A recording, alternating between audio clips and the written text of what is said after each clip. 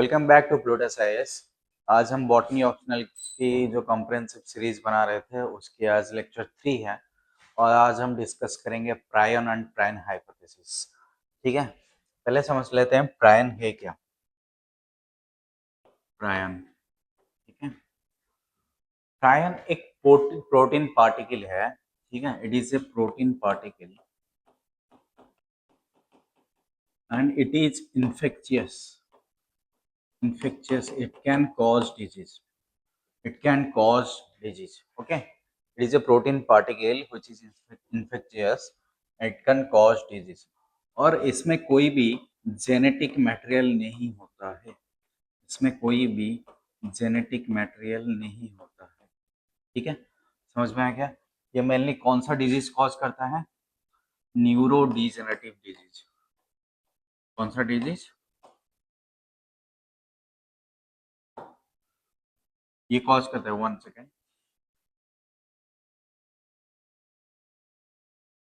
ये कॉज करता है न्यूरो डिजेनरेटिव डिजीज, जिसमें न्यूरॉन्स की डेथ हो जाती है। ठीक है, न्यूरॉन्स की डेथ हो जाती है। ठीक है, इतना क्लियर है। तो प्रायन एक प्रोटीन पार्टिकल है जिसमें कोई भी जेनेटिक मटेरियल नहीं होता है। ठीक है, और इसका नॉर्मल जो प्रोटीन होता है, प्रायन जो नॉर्मली सेल्स में प्रेजेंट रहता है, उसको हम पीआरपी बोलते हैं। पीआरपी जब ये एग्रीगेशन फॉर्म करता है, जब ये इन्फेक्टियस बन जाता है, उसको बोलते हैं PRP SC. PRP SC, SC मतलब स्क्रैपी। स्क्रैपी, ठीक है, एससी मतलब स्क्रैपी। ठीक है, तो जो पीआरपी प्रोटीन होता है, हर एक प्रोटीन का एक एन टर्मिनल होता है, सी टर्मिनल होता है। जो पीआरपी प्रोटीन होता है उसमें 253 एमिनो एसिड होते हैं। 253 एमिनो एसिड होते हैं और ये प्रोटीन का वेट होता है 27 टू 35 किलो डाल्टन। ठीक है, 27 टू 35 किलो डाल्टन। ठीक है, और ये इसका जो एन टर्मिनल होता है, N terminal C terminal, I think आपको क्लियर होगा। एन टर्मिनल मतलब अगर ये एमिनो एसिड है, ठीक है, COOH इधर लगा है, NH2 इधर लगा है, ये H है, ये साइड चेन है, तो इसको इस तरफ को बोलते हैं एन टर्मिनल एंड इस तरफ को बोलते हैं सी टर्मिनल। ठीक है, तो इसके एन टर्मिनल में क्या होता है? अल्फा हेलिक्स बहुत ज्यादा होता है। Alpha helix is a secondary structure of protein. Secondary structure of protein, alpha helix बहुत ज्यादा होता है। और एन टर्मिनल में क्या होता है? Cu2 प्लस आके बाइंड करता है एन टर्मिनल पे। Cu2 प्लस आके एन टर्मिनल पे बाइंड करता है। ठीक है, समझ में आ गया। और क्या होता है सी टर्मिनल में?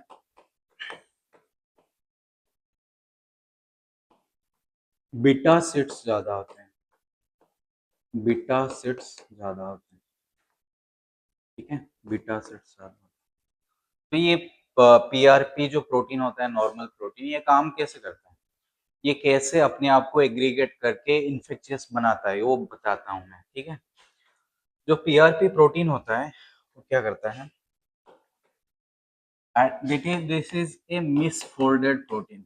ठीक है, मिसफोल्डेड प्रोटीन। प्रोटीन फोल्डिंग कहाँ पे होती है? प्रोटीन फोल्डिंग होती है ईआर के अंदर, और ईआर के अंदर प्रोटीन का ग्लाइकोसाइलेशन भी होता है। Glycosylation is of two types, N type and O type.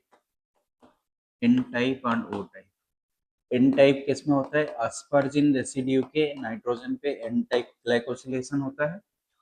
Serine और थ्रियोनाइन रेसिड्यू के ऑक्सीजन में ओ टाइप ग्लाइकोसिलेशन होता है। ठीक है, तो ये जो पीआरपी प्रोटीन है, इनमें ग्लाइकोसिलेशन तो होता है। ठीक है, ग्लाइकोसिलेशन तो होता है, बट इनमें फोल्डिंग सही से नहीं होती है। फोल्डिंग सही से नहीं होती है। That's why it is misfolded and इस मिसफोल्डेड प्रोटीन एक हेल्दी प्रोटीन को भी मिसफोल्डेड बना सकता है. It can make a healthy protein misfolded. ठीक है. और ये मिसफोल्डेड प्रोटीन क्या होता है? एग्रीगेट होता है. एग्रीगेट मतलब एक जगह इकट्ठा होता है.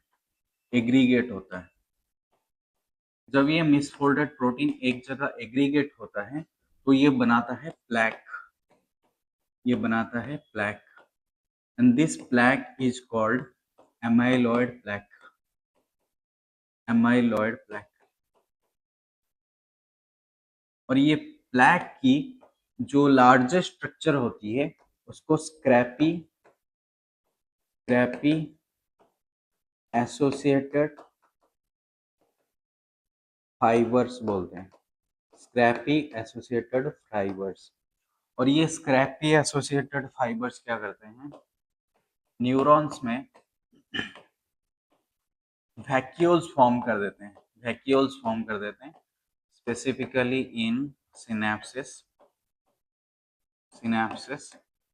और ये वेसिकल फॉर्म करने की वजह से जो ब्रेन होता है एक स्पॉन्ज की तरह दिखता है. स्पॉन्ज की तरह अपीयरेंस रहता है. इसी इसी को बोलते हैं स्पॉन्जी फॉर्म. इसे डिजीज को बोलते हैं स्पॉन्जी फॉर्म एनसे एनसेफेलोपैथी. एनसेफेलोपैथी. ठीक है. Spongy form encephalopathy. इस डिजीज में क्या होता है? ये एक न्यूरो डिजेनरेटिव डिजीज है. इसके वजह से डीमेंशिया हो जाता है. डीमेंशिया हो जाता है और परमानेंटली मेमोरी लॉस हो जाता है. मेमोरी लॉस हो जाता है. ठीक है. परमानेंटली मेमोरी लॉस हो जाता है. समझ में आ गया? तो ये होता है प्रायन के वजह से. तो हम थोड़ा एमाइलॉइड प्लैक की स्ट्रक्चर के बारे में डिस्कस कर लेते हैं. ठीक है.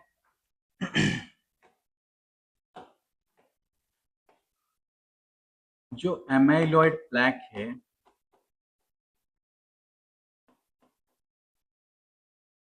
उसका जो डायमीटर है वो है 10 nanometre. Diameter is 10 nanometre. Suppose ये एमाइलॉइड प्लैक है. ठीक है. और इसका डायमीटर कितना है? डायमीटर है 10 नैनोमीटर. और इसके अंदर क्या है? इसके अंदर बीटा सीड्स हैं. इसके अंदर बीटा सीड्स हैं. ऐसे इसके अंदर बीटा सीड्स हैं.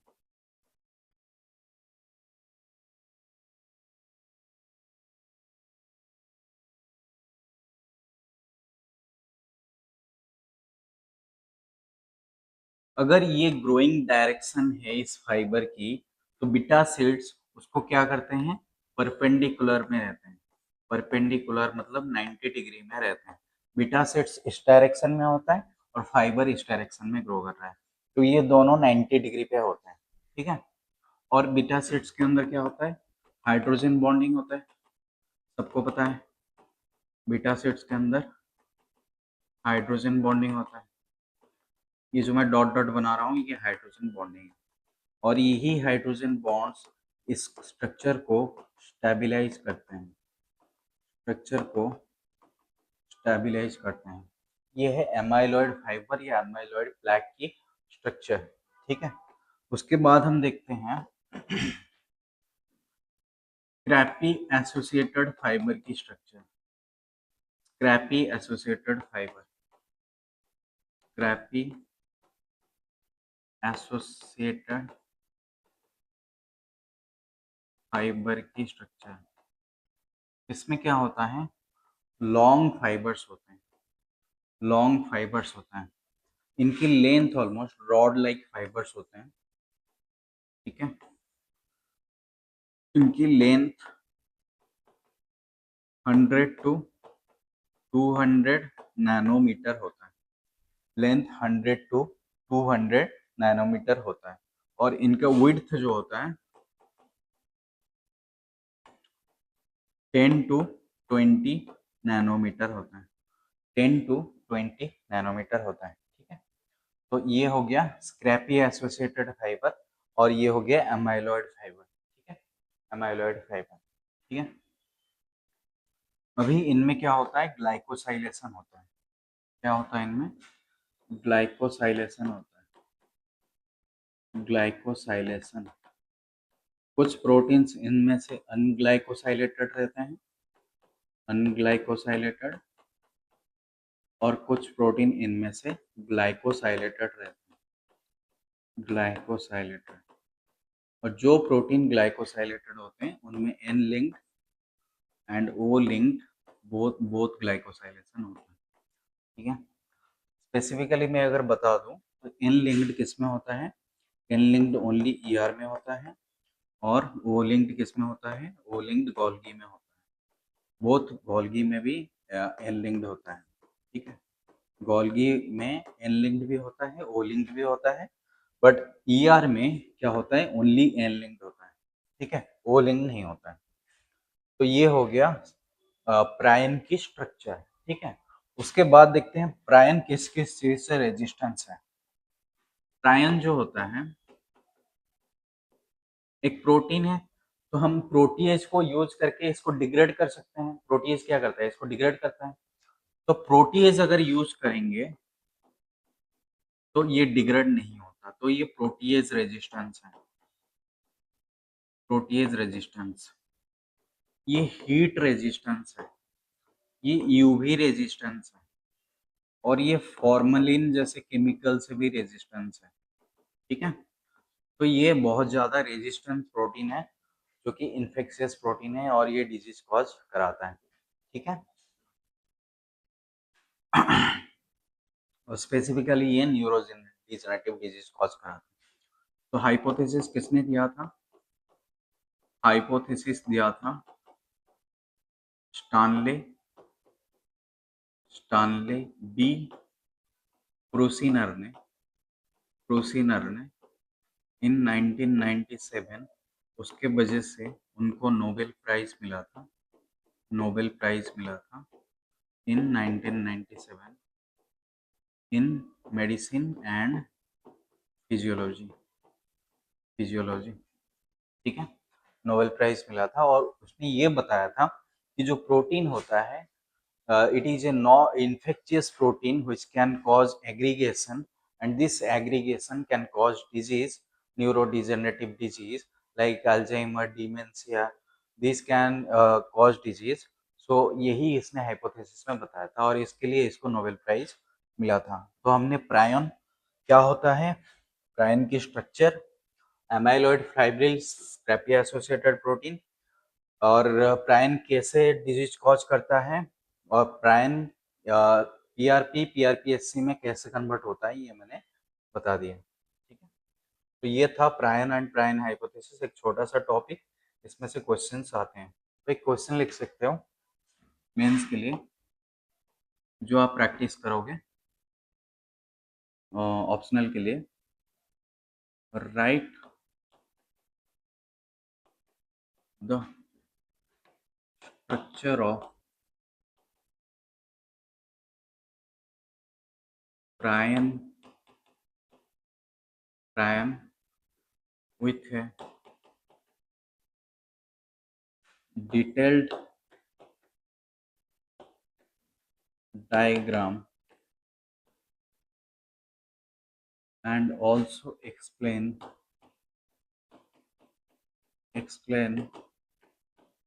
Bryan hypothesis, hypothesis, ठीक है।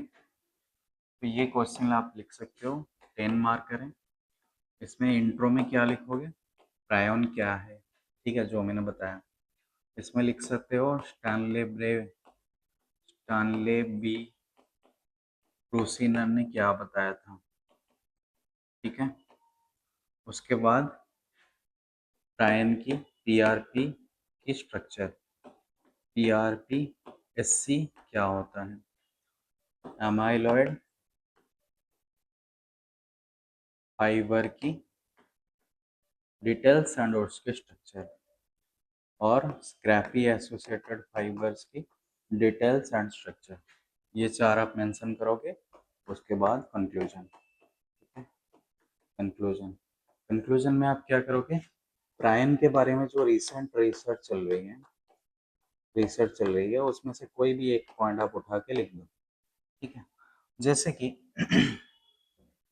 आप गूगल में जाओगे, ठीक है, प्रायन लिखोगे, सर्च करोगे, और न्यूज सेक्शन में जाओगे, और न्यूज सेक्शन में आपको कोई न्यूज मिलेगा प्रायन रिलेटेड, तो उसी पॉइंट को आप उसी में से 2 पॉइंट उठाओगे, अपने नोट में लिख दोगे, और उसी को कंक्लूजन में यूज करोगे, ठीक है। समझ में आ गया? तो ये 10 मार्कर्स है, आप ट्राई करना लिखने की, कैसे आंसर, अगर कोई दिक्कत होती है तो tell me in the comment section, I will answer, okay. तो नेक्स्ट टॉपिक इसमें बाद हम चलेंगे, ये लेक्चर 3 है, और लेक्चर 4 में हम चलेंगे, और जो माइक्रोबायोलॉजी एंड प्लांट पैथोलॉजी चल रहा है हमारा सेक्शन, पेपर 1 की यूनिट 1, उसी में हम नेक्स्ट टॉपिक डिस्कस करेंगे, ठीक है। Thank you.